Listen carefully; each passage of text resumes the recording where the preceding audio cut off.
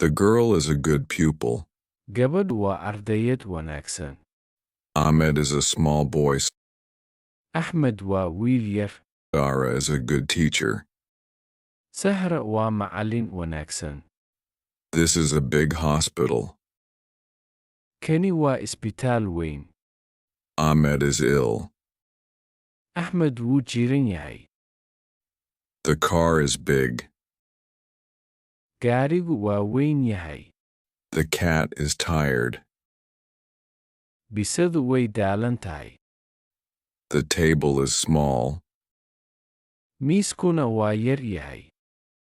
My car is good. Gaarigaygu waa fiican yahay. Sahra has 2 boys. Sahra waxay haysataa 2 wiil. The teacher has 15 books. Macallinku wuxuu haystaa 15 buug. Ahmed has a small cat. Axmed wuxuu haystaa bisad yar. The bird has a big stick.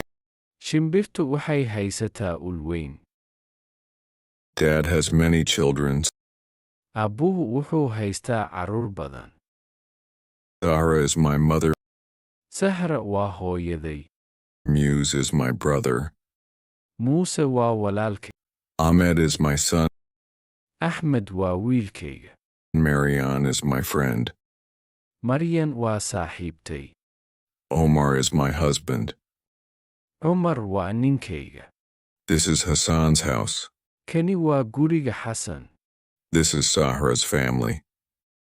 Kani waa qoyska Sahra. This is the teacher's book. Kani waa buugga macallinka. This is the doctor's room. Kani waa qolka dhakhtarka. This is the boy's bed. Kani waa sariirta wiilka. This is the girl's cat.